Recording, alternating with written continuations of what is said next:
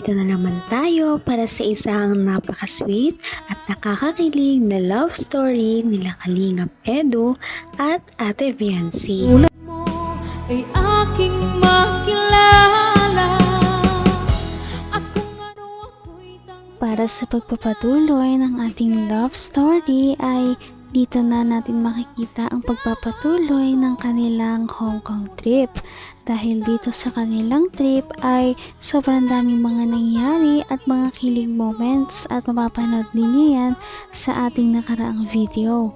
Ngayon naman ay ang pagpapatuloy nito.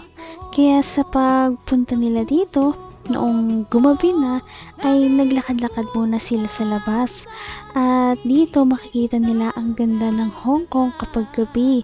Napakarami pala ditong mga pailaw at talagang na-enjoy naman ni Ate Viancy dahil first time niya na makapunta dito, kaya sure din na mag-enjoy sila sa mga susunod na araw.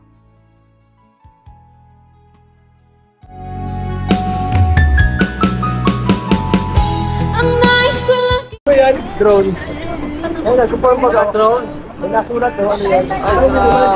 Mga drone?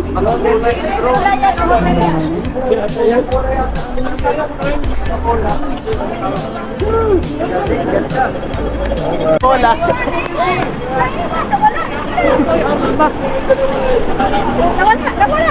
Coca-Cola nga. Magnet, paano ba? Cola ko ka. Cola ko. Ang ganda.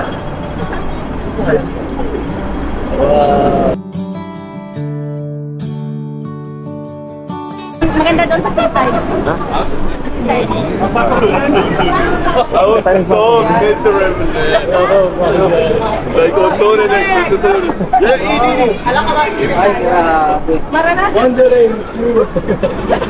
Ano na entrance ko dito? Grabe. Ayos ah, parang ito.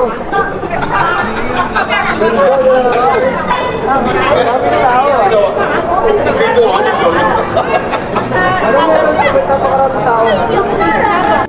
Dapat pang profile picture yan eh. Oo. Kami nakikuiran natin. Ganda. Sobrang ganda. Ganda, grabe. Doon sa taas, pwedeng makit doon yun. Parang ano, ganda, parang sa ganda doon sumakay doon sa bangkang. kung ano ako'y tanggap mo na hindi ka rin nag-aalilangan. Grabe pala ang kakaibang ganda ng Hong Kong. Talagang mararamdaman mo na nasa ibang bansa ka na talaga kapag nakita mo ang mga pailaw sa gabi. Kaya hindi talaga tayo nagdududa kung mag-e-enjoy talaga silang dalawa sa kanilang stay dito. Taas, pwedeng makit doon yun. Parang ano, ganda, parang sa ganda doon sumakay doon sa bangkang yun. Astig. Sino? Tayo may bangkang yun. Parang sa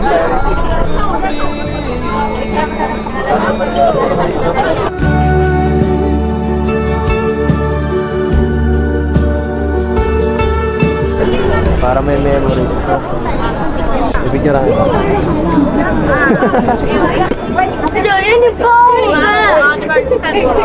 Ganito. Ay, bebe. Bebe. Bebe. Dito tayo sa medyo, ano? Gusto ko yung medyo kita yung dagat. May mga photo bombs eh.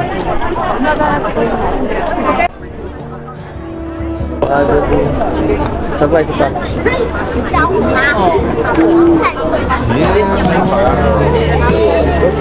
Ay. Sino, parang ganda sumakay dun, oh. Nakasakay na kami dyan dati. Dito sa yung ano, yung may Mahilig ka ba sa ganyan? Takot ka sa dagat? Hindi. Hindi man. Ano kaya meron? Iba pa rin din sa mga pinupuntahan sa Manila, no? Kita ko lang sa TV. Naman ang bawat panaginip ko. Ikaw lang ang Tuwang Tuwang-tuwa si Ate Fiancé noong makita niya ang mga pailaw at mga building na sobrang liwanag sa gabi. Kaya mas lalong naging romantic na magkasama pa silang dalawa ni Kalingap Edu noong gabing iyon. Sana nga ay mas dumami pa ang kanilang mga moments na ganito. Hindi ka nilalamig?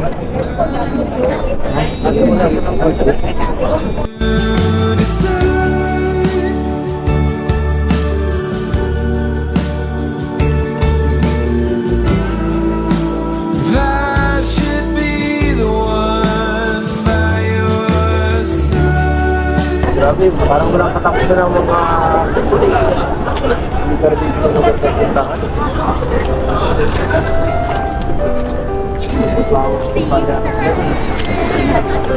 Medyo walay lang tayo eh.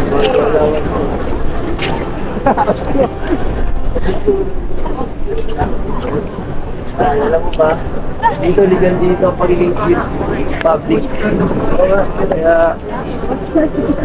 gagayahin na ng tig ka kaunti. Gagayahin na ng konti sila. Pagod. Ay, grabe. Sabi ko na eh. Nangangatog na ang tungkod ko. Ang sakit na rin ang likod ko. Ayun na talaga ako sa lamig. Ha? Pahinga. Gusto mo naman pag nandito ka, okay naman. Napabawas-bawasan. Buti na lang. Lagi kang ano ngayon. Dumidikit. Lagi kasi ano eh. Pag palagi kang kasama yun, nakakahiya eh. So, nice. Hanggang wakas ay tayo ng dalawa. Palagi kang naman ang isip ko. Sila nga ay naglalakad-lakad muna dito sa Hong Kong at noong makakita sila ng pwedeng upuan ay nag-usap muna silang dalawa. Ito ang first time na magkakasama silang dalawa sa Hong Kong ng silang dalawa lamang, kaya napaka-exciting talaga nito at makakapagpahinga talaga sila at makakapag-usap ng silang dalawa lamang. Kasi ano eh. Pag palagi kang kasama yun, nakakahiya eh. So, nice.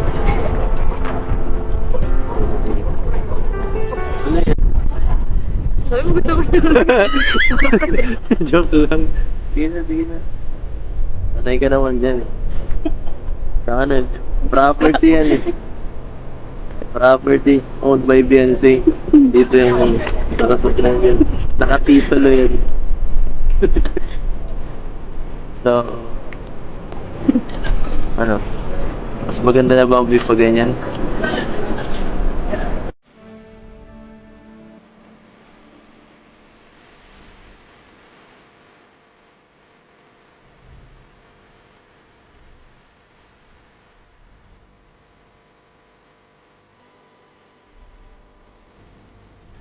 Ay, teka lang, may ano lang ako, may kukunin lang ako. Teka lang, dito ko lang ha. Baka di mo na ako balikan. Mabilis lang.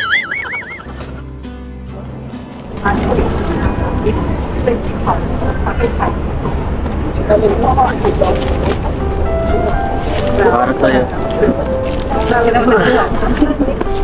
Siyempre. Para sa'yo ito. Pinag-important ko to ha. Nakita na nagbibenta ng bulaklak. Alam mo, marami akong kakilala dyan. Kotang-kota na talaga si Ate Fiancé sa kilig moments kahit nakakarating pa lamang nila sa Hong Kong. Biglang nagbigay ng bouquet ng bulaklak si Kalingap Edu. Napaka-sweet talaga niya. Yan ang unang bouquet na binigay niya sa ibang bansa. Kaya sobrang special talaga nito at hindi lang yan ang mangyayari. Marami pa sa susunod na video.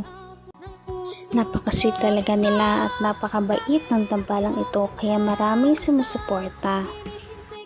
Kaya naman sana ipatuloy natin silang suportahan at mahalin si Fiancé, si Kalingap Edu at ang Kalingap team. Yun lamang at maraming salamat sa panonood. Abangan natin kung magkakatuluyan ba talaga si Kalingap Edu at Fiancé. Hanggang sa muli! Bye!